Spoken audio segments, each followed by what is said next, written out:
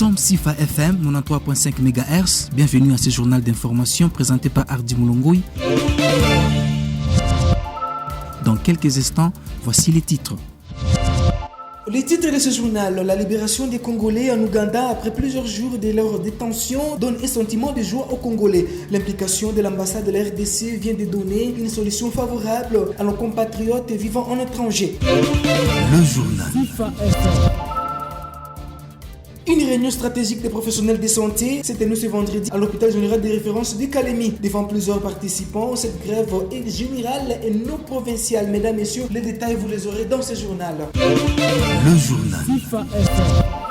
Pendant son séjour dans le territoire des Congolo, Mme Julie Ngongo Mwayuma a inauguré un hôpital moderne et une adduction d'eau potable construite dans le cadre du partenariat entre son gouvernement et la fondation des amis du père Mwisho Bongo Mukwango Norbert. Un hôpital moderne avec un équipement valable. L'autorité provinciale vient de promettre la multiplicité des addictions d'eau potable demandées par les habitants et orienter un partenariat gagnant-gagnant pour la réhabilitation de la route Congolo-Malutano qui relie les territoires des Congolo et celui des Kabambare. Elle vient enfin de donner à tous les chefs des chefferies, y compris l'administrateur du territoire des Congolo, chacun une moto neuve pour leur mobilisation dans les cadres administratifs. Pour boucler sa mission, Mme Julie Ngongo Mwayuma, gouvernante de la province, a eu plusieurs audiences avec les différentes couches de la province dans les territoires des Congolo. Le journal.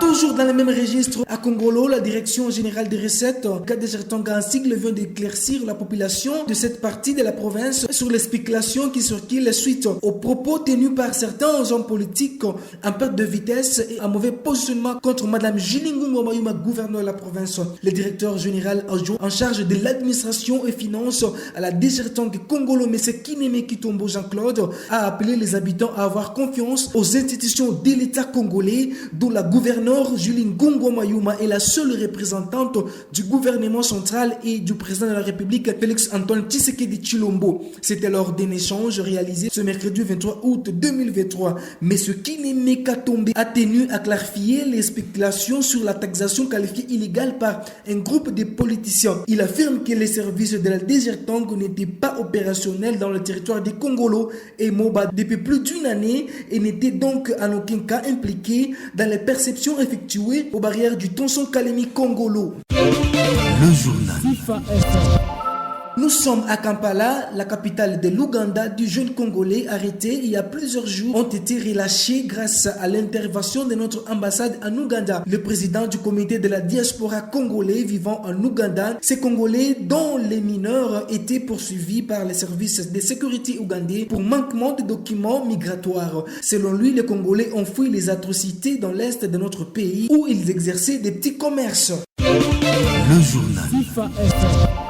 Toujours la grève des personnels de santé se constate dans la ville de Kalemi depuis la matinée de ce jeudi. Et c'est sur toute l'étendue du pays. Ces derniers réclament leurs droits au gouvernement congolais qui, selon eux, ne respecte pas les accords et les droits des professionnels de santé œuvrant au pays. Au Tanganyika, plus de 500 infirmiers ont été élagués à leur prime de risque depuis février dernier jusqu'à ce jour. Ils revendiquent l'alignement des professionnels de santé à la prime de risque, aussi le respect des accords Bibois 3 entre le gouvernement et les comités syndicales des professionnels de santé. Ils demandent aux autorités de bonne volonté de les accompagner pour trouver une solution à leurs revendications. Agi Patient, l'un des membres syndicaux, s'exprime au micro de votre radio. Donner la précision, ce n'est pas la grève des infirmiers, c'est la grève des professionnels de santé et administratifs.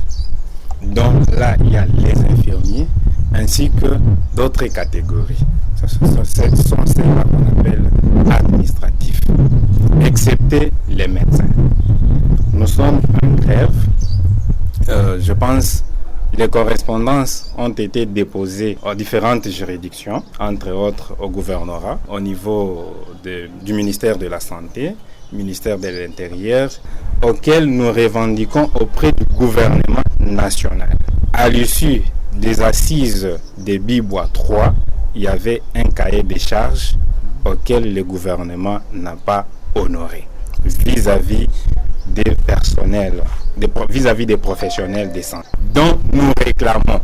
Et au niveau provincial, la solution n'est pas provinciale. Néanmoins, nous demandons l'implication de Madame le gouverneur de la province. Si toutes les provinces, le gouverneur s'impliquait à poser des questions au niveau national, de savoir chaque question de leur province, et le niveau national pourrait statuer et trouver solution. Nous ne sommes pas contre le gouvernement, mais nous revendiquons notre droit.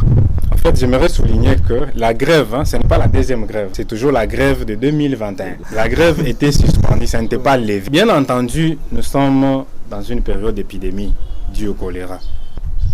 Et nous, fonctionnaires de l'État, et la population, dont les paisibles citoyens, qui croupissent dans leur misère. Qui est responsable? C'est l'État, ce n'est pas le personnel. Si l'État arrivait à traiter correctement les professionnels, et les professionnels à leur tour traiter les malades. Donc nous tous, nous sommes dans la population, auquel nous demandons toujours à l'État congolais de bien nous traiter, afin que nous puissions traiter nos paisibles citoyens correctement. Toujours au même angle, ce vendredi, les professionnels de santé se sont réunis dans la salle de la chirurgie de l'hôpital général de référence de Kalemi. À l'issue de cette réunion, une résolution a été résolue. Écoutons A.G. Taylor Nyimbo Katansi au micro de votre radio SIFA FM. À l'issue de irrégularités, des non-réalisations de certains contrats qui avaient été tenus entre le banc syndical, du SPAS bien entendu, ainsi que le banc gouvernemental. À ce sujet, on a parlé beaucoup plus de la situation de la non-considération des autres catégories non professionnelles. Et donc, la catégorie de professionnels et administratifs de santé qui sont nos médecins.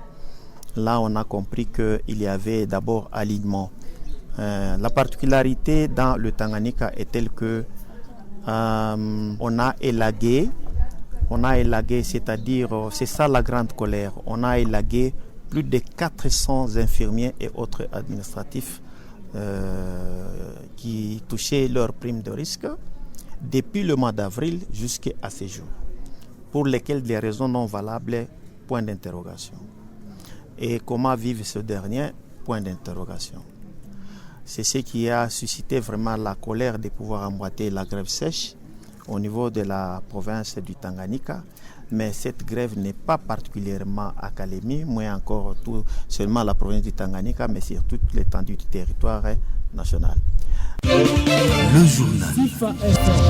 Nous sommes à Kalemi, au quartier Kituku, dans l'avenue Tanganyika. Une maison a été visitée par un groupe de malfrats ce mercredi dernier, 22 août 2023. À 0h, ces voleurs munis d'armes blanches telles que machettes, couteaux, ainsi de suite.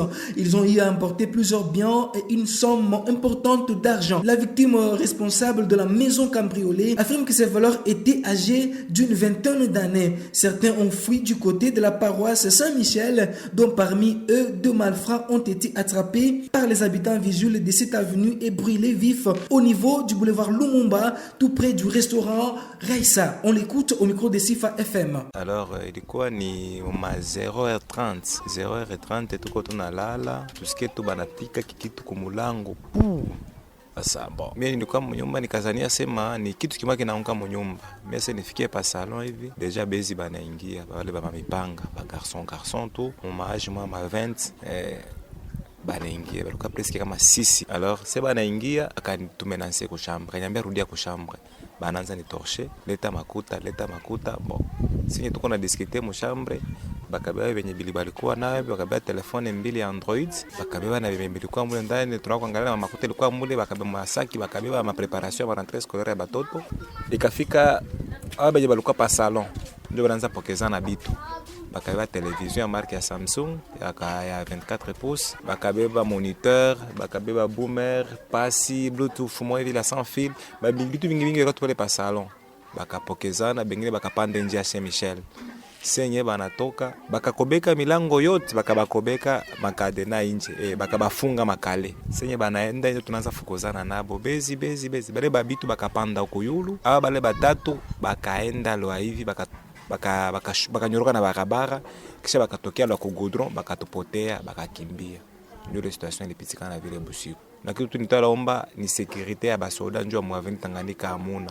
beko natuma sema ni basoda batatu ikifika 19h wanatembea hapo banenda. Wewe imagine tuitoka depuis maveni Tanganyika paka Kisebo tunapita paka kuinikale bila kuta ni soda ni nani ni nini wala tijipe pa Kisebo akugisa kwa hata kwa hata ni alerte mwa maveni mzee mlikuwa tunikimia hata basoda bakoko. Le journal FIFA Parlons sport avec Notan Kiboué sur FIFA FM. La Fédération internationale de football, FIFA, a mis en garde mardi 22 août la Fédération congolaise de football, FECOFA, contre l'ingérence du gouvernement congolais dans la gestion du football. C'était dans une correspondance adressée mardi à l'organe fête du football congolais. La FIFA souligne que chaque association membre de la FIFA, la FECOFA en l'occurrence, se doit déjouir d'une indépendance et d'une autonomie qui la préserve de toute ingérence indue de la part des tiers, qu'elles soient étatiques ou autres. Cette note rappelle aussi que les associations membres de la FIFA sont en effet tenues de gérer les affaires de manière indépendante et sans influence induite des tiers. Après plus de 8 mois d'inactivité, le championnat de la Ligue nationale de football, la Vodacom Ligue 1, était lancé ce mercredi 23 août. En dépit des interférences du ministère des Sports, le coup d'envoi a été donné avec 3 matchs dans 3 villes du pays, Bukavu, Kolwezi et Kinshasa.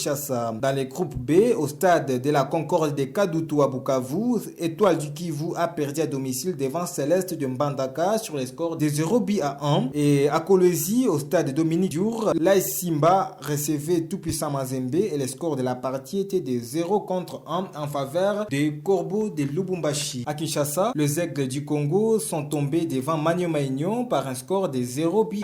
En Ligue des champions africaine, le représentant de la RDC, l'AS Vita Club, recevra le club angolais Primeiro d'Agosto de Luanda ce dimanche 27 août au stade de Martyrs sur les coups de 15h en match retour des préliminaires des interclubs de la CAF. Rappelons que le club congolais a été tenu en échec en déplacement sur le score d'un but à rien. Éliminatoire CAN Côte d'Ivoire, l'entraîneur des Léopards, Sébastien Desabre, a rendu public ce jeudi 24 août la liste des joueurs sélectionnés pour disputer la rencontre de la dernière journée contre les Soudans prévue le 9 septembre. La RDC occupe la première place dans ce groupe avec 9 points, suivi du Gabon, 8 points. Le prochain adversaire de la RDC est 3e et la dernière position est occupée par la Mauritanie.